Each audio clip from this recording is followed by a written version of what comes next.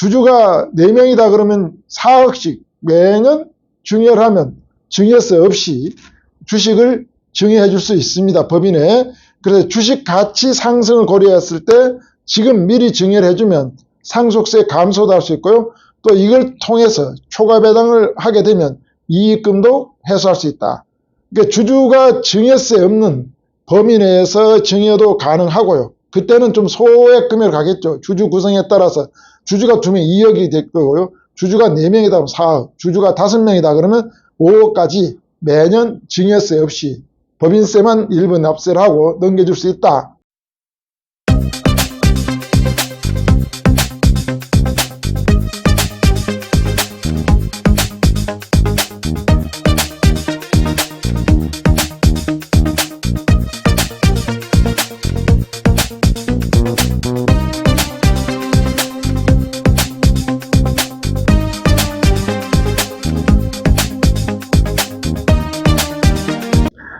안녕하십니까, 이상선입니다. 오늘은 그 초과배당에 대해서 좀 말씀드리도록 하겠습니다. 법인에 유보된 이익금이 많이 쌓여 있다 보면 주식 평가할 때 주식 평가 금액이 높게 책정이 됩니다. 비상장 법인의 주식 평가를 할 때는 그동안 3년 동안, 최근 3년 동안 벌어들인 소득이 얼마, 단기순이익 이라고 간단히 설명드리면 단기순이익이 3년 동안 얼마나 벌어들였느냐, 그래서 소득액이 얼마가 되느냐를 가지고 가정평균을 해서 간단히 설명드리면 발행주식 총수로 나누는 게 순손익 가치입니다. 두 번째 영향을 미치는, 주식평가에 영향을 미치는 요소는 자산가치입니다. 자산에서 부채를 뺀 나머지 금액을 보고 순자산가액이라 그럽니다. 이 순자산가액을 가지고 발행주식 총수로 나눈 게 순자산가액입니다. 이 순손익가치와 순자산가치 두 개를 가중평균해서 주식 가격을 결정하도록 되어 있습니다. 이렇게 결정된 금액을 가지고 국세청에서는 이제 과세를 하도록 법률에 나와 있습니다. 순자산가격을 높일 수 있는 요인 중에 하나가 바로 뭐냐면 이익잉여금이 많이 쌓여 있는 기업은 아무리 손익을 조절한다 하더라도 주식 가격에 영향을 미치는 데는 제한이 있을 수밖에 없습니다. 그래서 기업에서, 법인에서 이익이 나면은 어느 정도는 배당을 해줘야 되는데, 이 배당을 하려고 그러면 배당 소득세가 이제 많다는 거죠.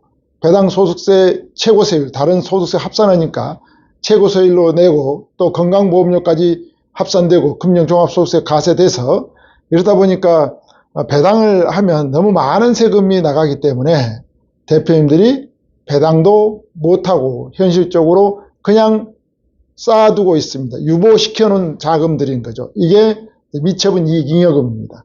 그 미처분 이익잉여금을 해소해 주면 주식 가격도 떨어지고 또 이런 여러 가지 절세 전략 측면에서 유리한 게 많습니다.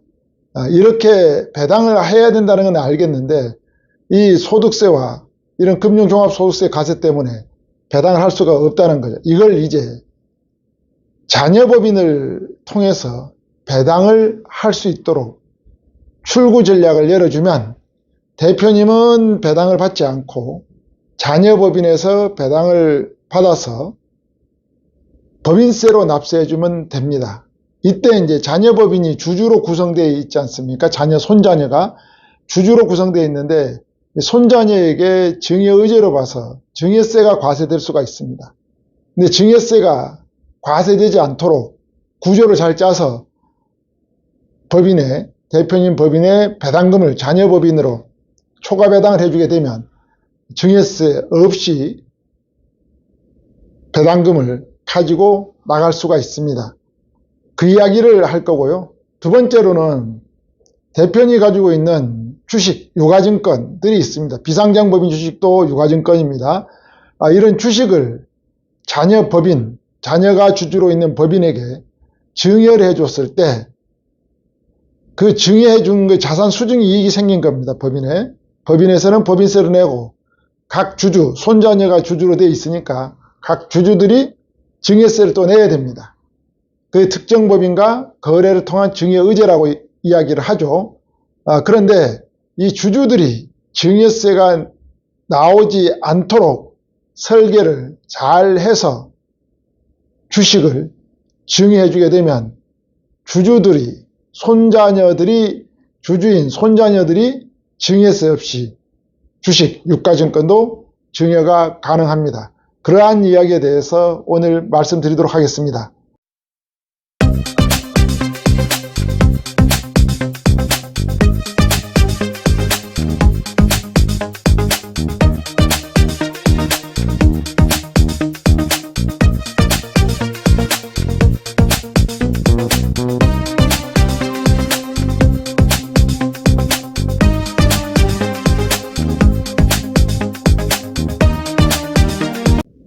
특정법인이라고 제가 몇 강좌를 통해서 제가 영상을 업로드 시켜놨는데요. 특정법인에 대한 개념은 이제 다 알고 계실 것 같습니다. 특정법인이라면 상속세 및 증여세법에서 정의해 놓은 것이라 말씀드렸습니다. 그게 특수관계자들이 지분을 30% 이상 가지고 있으면 그 법인을 보고 특정법인이다. 이 특정법인과 특수관계자인 대표님이 특수관계자들이 거래를 하면 이 거래 관계에 있어서 시가보다 높은 가격이나 낮은 가격으로 거래를 통해서 또는 무상으로 거래를 통해서 이익이 분여됐다. 그런 분여된 이익에 대해서 각 주주에게 주식 비율로 계산해서 증여세를 납세해야 된다라고 말씀을 드렸습니다. 이걸 보고 특정법인과 거래를 통한 증여의제라고 말씀을 드렸는데요. 이 특정법인과 거래를 통한 증여의제에 해당되는 법률이 있기 때문에 상당히 조심스럽게 접근을 해야만이 주주들이 증여세를 부담하지 않는다. 잘못 거래하면 주주들이 증여세를 많이 낼 수도 있다라고 보시면 될 것 같고요. 이 특정법인을 통해서 자녀가 주주인, 대주주인, 손자녀들이 주주인 특정법인을 통해서 초과배당을 하는 경우 증여세 없이 가능합니다. 법인이 아닌 개인 주주가 초과배당을 받는 경우에 예를 들면 대표님이 지분율을 90% 가지고 있고요. 자녀가 10% 지분율을 가지고 있다라고 가정을 하면 이때 초과배당을 했을 때 초과배당을 이제 5억을 했다 그러면 대표님은 배당을 받지 않는 거고 자녀만 배당을 받게 되는 거죠. 그래서 자녀가 가지고 있는 지분 10%보다 초과해서 배당을 받았다 해서 초과배당이라고 합니다.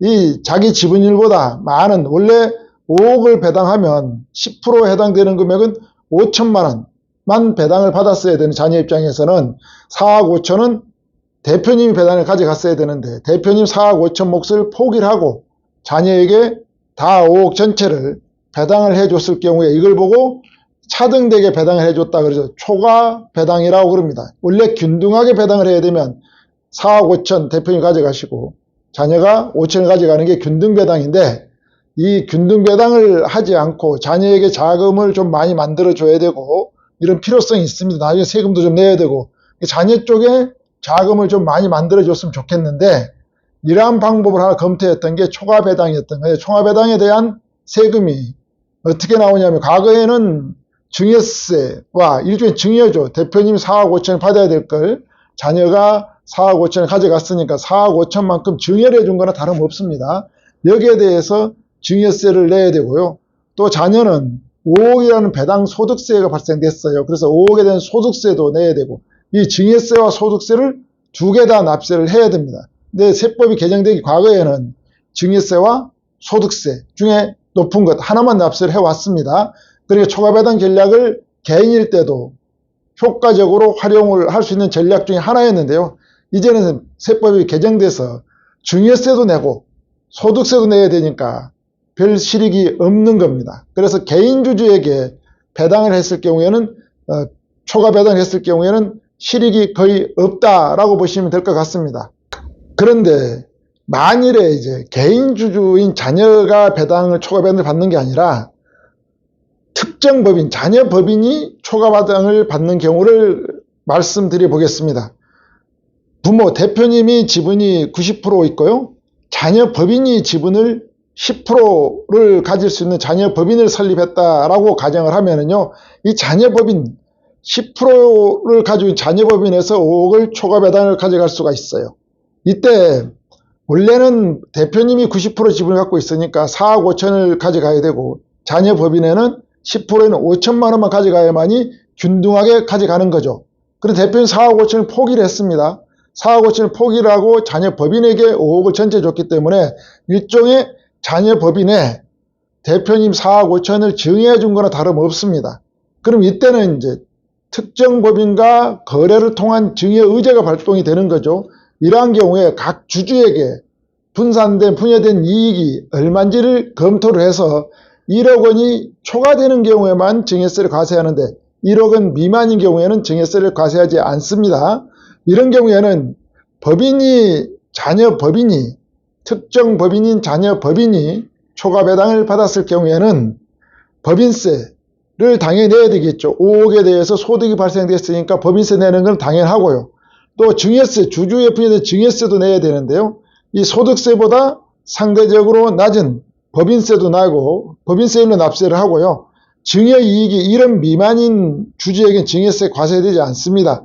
그래서 자녀가, 손자녀가 뭐 4명, 5명 이렇게 몇 명에 따라서 초과 배당을 해줄 수 있는 그러한 여력이 차이가 나게 많이 발생된다. 1인당 대체적으로 1억 정도를 초과 배당이 가능하다라고 이렇게 보시면 될 것 같고요. 이 자녀법인의 주주 구성에 따라서 이제 손자녀에게도 손쉽게 자산이 이전 가능한 플랜이 바로 특정 법인을 통한 초과 배당이다라고 이렇게 보시면 되고요. 기존 법인이 이제 부모, 대표님이죠. 대표님 지분이 90%, 자녀법인이 10%인 경우에 아까 좀 전에 제가 초과 배당을 5억을 했다라고 말씀을 드렸는데요. 이 5억을 했을 때 5억에 대해서는 배당금에 대해서 법인세를 과세합니다. 근데 법인세 과세할 때도 입금 불산입 규정이 있어요. 그건 좀 뒤에서 좀 말씀드릴게요. 입금 불산입 규정에 의해서 차감한 나머지를 납세하니까 법인세 납세 금액도 상당히 줄어든다 라고 이렇게 보시면 되고, 두 번째 검토해야 될 법이 뭐냐면, 세금이 뭐냐면요, 특정 법인 지배주주에 대한 증여세를 과세됩니다. 그러니까 지분율을 가지고 있는 그 손자녀가 증여세가 나온다. 근데 증여세에 분여된 이익에 대해서 비율대로 나눠서 봤더니 1억 원이 안 되게끔 증여이익이 발생됐다라고 그러면 증여세가 없습니다. 이걸 보시면은요, 이제 자녀법인들 주주 구성을 아들 25%, 며느리 25%, 손자녀가 2명이다. 손자녀 25%, 또 둘째 손자녀에 대해 25%, 이렇게 해서 100%인 자녀 주주법인을 설립하는 거죠. 이게 특수관계자가 모여 30% 초과됐으니 보고 세법에서는 특정법인이라고 이제 정의를 할 수 있겠죠. 여기다가 특정법인에게 배당금을 5억을 배당을 줬다 그랬습니다. 원래 배당금을 받아야 될 특정법인 지분이 10%가 있으니까 4억 5천을 뺀 나머지 5천만 원이 원래 자녀법인에서 받아야 될 배당 몫이었습니다. 근데 얼마를 더 받게 됐냐? 5억을 가지면서 대표님이 가져가야 될 90%에서 4억 5천을 더 받게 된 거죠. 4억 5천이 과세 과액이 일단 기본 모수가 되는 겁니다. 그래서 법인세 상당액을 20%로 단순 계산하면, 가정하면 4억 5천에서 9천만 원이 이제 법인세가 되는 거죠. 그래서 특정 법인의 증여 이익을 계산해 보면 법인세 상당액을 차감하고 계산하니까 4억 5천의 초과 배당 금액이 발생된 이 금액에서 법인세 납부한 금액 9천만 원을 빼니까 3억 6천만 원이 특정 법인의 이익입니다. 이 3억 6천을 가지고 주주의 지분율에 따라서 계산을 하니까 각각 25%씩 가지고 있으니까 주주 1인당 9천만 원이 이제 증여 이익이 발생된 거죠. 그래서 9천만 원이 이익이 발생됐는데, 제가 좀 전에 1억 미만인 경우는 증여세 과세 제외를 한다고 했습니다. 이게 9천만 원이 아니고 가령 1억 2천이 나왔다, 1인당. 그러면 당연히 증여세는 내는 거고요. 1억이 미달했기 때문에 9천만 원씩 나왔기 때문에 과세가 제외된다. 여기서 주주가 줄어들면은 초과 배당해 줄 수 있는 금액이 그만큼 줄어들게 되겠죠. 또 주주를 많이 넣을 수 있으면 초과 배당을 해서 증여세 없이 줄 수 있는 금액이 한도가 많이 늘어난다, 이렇게 보시면 될 것 같습니다. 좀 전에 제가 수입배당금에 대해서 입금 불산입 규정이 있다고 그랬어요.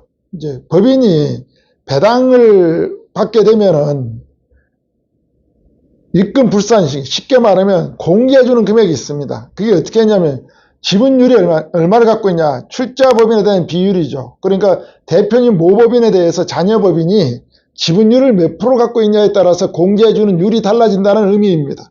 이때 자녀법인에서 주식을, 대표님 모법인의 주식을 50% 이상 갖고 있으면 100%다 배당 소득에 대해서는 세금을 과세하지 않습니다. 다 불산입 처리가 되고요. 20%에서 50% 사이의 지분을 갖고 있으면 80% 불산입 처리가 됩니다. 근데 20% 미만은 30% 공개를 해줍니다. 그래서 주식이 지분율이 모법인에 대한 대표인 법인에 대한 자녀법인 지분율이 1%가 있든 0.1%가 있든 3%가 있든 관계없이 20% 미만을 가지고 있다 그러면 30%만큼 공개를 해주고 나머지 금액에 대해서 법인세를 부과하니까 실질적으로 법인세 부과하는 금액이 상당히 떨어진다. 여기서 이제 주의하셔야 될 게요. 대출이 있는 경우가 있어요. 대출이 있는 경우는 자녀법인에서 대출이 있는 경우에는 그 대출에 대한 차입금에 대한 금액 상당액은 비율만큼 차감하고 계산을 합니다. 단순하게 자녀법인에서 대출이 없다는 가정에 하면 그대로 이 비율만큼 차감해서 입금 불산입 처리가 되지만 이 자녀법인 대출이다 그 비율만큼 차감하고 나머지 금액이 입금 불산입 비용 처리 공개를 해준다라고 쉽게 이해하시면 될 것 같습니다. 수입 배당금 입금 불산입 중에서도 주의하셔야 될 게 있습니다. 좀 전에 제가 말씀드렸듯이 20% 언더 가지고 30% 입금 불산입 공개해 준다고 그랬었어요. 그런데 이게 주식을 취득한 기간이 자녀법인에서 증여를 줬던 양수를 했던 관계없이 주식을 취득한 기간이 3개월 미만인 경우에 배당을 했다. 이때는 입금 불산입 규정이 적용이 안 됩니다. 그러니까 주식을 취득하고 나서 3개월이 지나고 난 이후에 배당을 해야 입금 불산입을 적용을 받지 3개월 취득한 기간 3개월 미만이다 그러면 적용이 안 된다.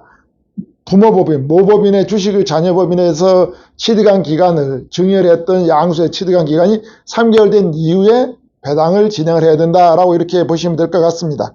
또 올해 이제 그 세법이 개정돼 진행되고 있는 게 법인이 이제 배당을 받는 경우에 의제 배당이라고 그러죠. 자본금 감소로 인해서 배당과 같은 효력이 나오는 경우가 있거든요.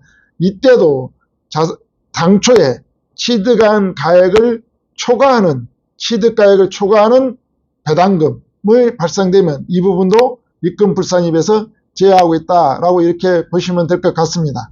이 초과 배당에 대한 장점을 좀 설명을 드리면은요, 기존 법인, 아버지 대표님이 대주주로 있는 기존 법인의 주식 가치를 하락할 수가 있어요. 제가 서두에 말씀드렸듯이 미처분 이익잉여금을 처분하니까 사회로 유출시키니까 다른 법 자녀법인으로 유출시켜 주니까 순자산 가치가 하락되는 효과가 있습니다. 이 순자산 가치가 하락되면 주식 가치 하락에 따른 상속세 및 증여세를 절세하는 효과가 있고요.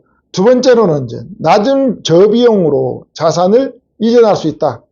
개인이 초과 배당을 받는 경우에는 상대적으로 높은 세율인 소득세와 증여세 두 가지 다 부담한다 말씀을 드렸고요. 근데 자녀 법인이 초과 배당을 받는 경우에는 상대적으로 낮은 세율, 법인세만 납세를 하고 배당을 가져갈 수 있다라는 이런 장점이 있고요. 세 번째 장점은 자녀 법인이 늘 다양한 활용이 가능하다는 겁니다. 근무를 자녀들이 근무할 수도 있고 안 할 수도 있고 연령에 따라 조건 없이 주주로서의 권리를 가져갈 수 있다는 거죠. 주주로서의 초과 배당분에 대한 이익을 향유할 수 있다라는 거고요. 또 누적 배당금을 가지고 다양하게 활용이 가능합니다. 자녀법인에서 매년 예를 들면 5억씩 배당을 해줬다. 한 5억 정도 배당금이 나왔다. 25억 정도 법인세 좀 내고 대략 한 25억 정도 쌓여 있을 수 있지 않겠습니까? 이런 금액을 가지고 다른 투자 활동도 할 수 있고요. 또 부동산 구입을 통해서 임대업도 할 수 있고요. 뭐 대출 좀 추가해서요. 영업권 거래를 통한 또 기존 법인의 사업을 양수도 할 수도 있고요. 상속이 발생되었을 때 기존 법인의 대표님의 보유 주식을 인수해서 지분율을 방어하는데, 특히 이제 상장법인 같은 경우는 이 전략을 가져가면 지분율 방어 차원에서 상당히 효과가 좋습니다. 또한 상속세 납부 재원을 마련하는데 장점이 있다라고 보시면 될 것 같습니다. 자녀법인을 통해서 초과배당 계획을 세워야 될 대표님 대상은 어떤 분들이냐면요, 비상장 주식 가치 하락 통제를 유도하고 싶은 그런 대표님이라든지, 또 법인의 미처분 이익잉여금을 낮은 세율로 처리하고 싶은 대표님, 또 자녀법인의 성장을 가속화하고 싶은 대표님, 자녀 및 손자녀 등의 자산을 이전하고 싶은 대표님, 유류분 분쟁 예방을 원하는 대표님 같은 경우에는 이 초과배당을 통해서 활용하면 효과적이다. 근데 이제 유류분 분쟁을 예방하기 위한 대표님은 자녀법인에서 모법인의 주식을 가져갈 때 주의 깊게 가져가셔야 됩니다. 증여로 가져가면 유류분 분쟁을 예방할 수가 없습니다. 증여 방식이 아닌 다른 방식으로 가져와야 유류분 분쟁을 예방할 수 있다라고 이렇게 보시면 될 것 같고요. 이런 이익이 있는, 배당 가능 이익이 있는 법인은 누구나 다 이 플랜 적용이 가능하다라고 보시면 될 것 같습니다. 주식을 증여해 줄 수도 있습니다. 유가증권이라고 제가 말씀을 드렸습니다. 주식 유가증권을 이제 자녀법인에다가 증여한 플랜인데요. 이건 세금을 상당량 줄이면서 기간을 오래 가면 효과적인 절세 플랜이 될 수가 있습니다. 특정 법인의, 자녀법인의 30억에 상당하는 주식, 비상장 주식, 지금 대표님 법인이 가지고 있는 주식을 증여해 준다. 상장법인 주식도 관계없습니다. 평가금액의 30억을 증여해 준다 그러면요, 개인이 증여세를 감소시킬 수가 있어요. 30억 기준 자녀에게 직접 주식을 증여해 주면은요, 15억을 세금을 내 50% 단순 계산하면. 그런데 이게 법인으로 주면은요, 증여세는 11억만 준비하면 돼, 개인 자녀가. 그래서 4억 정도가 준비하지 않아야 된다는 거. 이건 법인세하고 분담하기 때문에 그렇습니다. 근데 여기서 세금을 좀 낼 생각을 가지고 있으니까 30억 정도 가감하게 증여를 하는 거고, 만일에 증여세를 내기가 좀 어려운 상황이다 그러면 증여세 없는 범위 내에서 잘게 쪼개서 수년에 걸쳐서 증여를 하면 됩니다. 주주가 4명이다 그러면 4억씩 매년 증여를 하면 증여세 없이 주식을 증여해 줄 수 있습니다, 법인에. 그래서 주식 가치 상승을 고려했을 때 지금 미리 증여를 해주면 상속세 감소도 할 수 있고요. 또 이걸 통해서 초과배당을 하게 되면 이익금도 해소할 수 있다. 그러니까 주주가 증여세 없는 범위 내에서 증여도 가능하고요. 그때는 좀 소액 금액을 가겠죠. 주주 구성에 따라서 주주가 2명 2억이 될 거고요. 주주가 4명이다 그러면 4억, 주주가 5명이다 그러면 5억까지 매년 증여세 없이 법인세만 일부 납세를 하고 넘겨줄 수 있다. 이거는 이제 개인이 낼 증여세를 줄이는 전략인 거죠. 자녀 재원 확보를 부담을 감소시킨 전략이고요. 자산가치 상승을 고려한 사전 증여를 통해서 향후 상속세를 절세할 수 있다. 그래서 요즘은 주식을 자녀 법인을 설립하고 주식을 증여해서 초과배당 전략을 가져가는 전략, 2가지 전략을 믹스해서 가져가는 사례들이 상당수 많고요. 또 유리분 분쟁을 통해서 자녀가 복수로 있는 경우에 서로 분쟁의 요소를 제거하기 위해서 자녀법인을 설립해서, 이때 자녀법인 설립할 때 또 매우 중요합니다. 자녀법인 설립할 때 주식을 자녀법인 설립 그 자금을 대표님이 증여해 주면 또 안 됩니다. 오로지 자녀들의 힘으로, 자금으로 법인을 설립을 해야 되고요. 또 모법인, 아버지 법인의 주식을 취득한 가정도 오로지 자녀법의 힘으로 주식을 취득해야 됩니다. 이렇게 하고 난 이후에 전략을 가져가야 되지, 그렇지 않고 대표님이 힘에 의해서, 대표님 재력에 의해서 도움을 받아서 증여 형태를 통해서 법인을 설립하고 주식을 증여한다 그러면 유리분 분쟁에서 해소되지가 않습니다. 주의해서 하셔야 된다라고 이렇게 보시면 될 것 같습니다. 특정법인, 자녀법인을 활용한 절세 전략 유형을 좀 정리를 해보면은요, 대표님이 이제 개인 자산이 많다, 현금성 자산이 많다 그러면 가수금 플랜을 진행해 보라고 제가 다른 영상에서 올렸습니다. 먼저 영상 업로드 시켜놨습니다.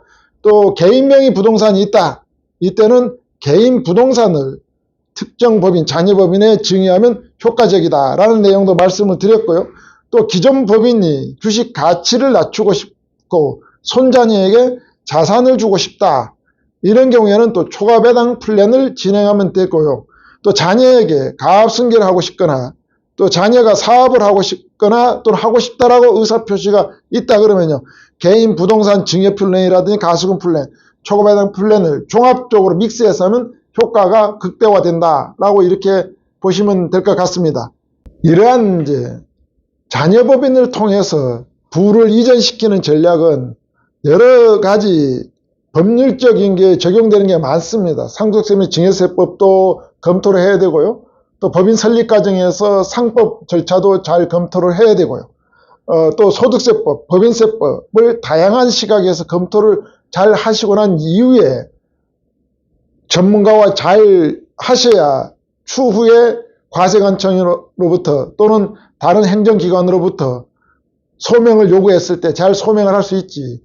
이런 사전 준비된 시나리오가 없는 상태에서 단편적인 내용 하나만 가지고 진행을 해서는 추후에 진행해놓고도 효과도 못 보면서 문제만 야기하는 그런 사례들도 많이 있기 때문에 철저하게 사전에 기획 단계부터 이게 어떤 용도로 활용될 거고 어떤 전략으로 갈 것인지에 대한 플랜을 종합적으로 수립한 이후에 특정 법인, 자녀법인을 잘 활용해야만이 효과가 있지. 그렇지 않으면 실패할 가능성도 매우 높은 게 바로 특정 법인, 자녀법인을 활용한 전략입니다. 그래서 주변에 있는 역량 있는 전문가와 잘 협의를 하셔서 효과를 극대화 볼 수 있는 방법으로 또 과세관청에서 들여다봤을 때 문제가 되지 않는 이런 방법으로 잘 진행하면 좋을 것 같습니다.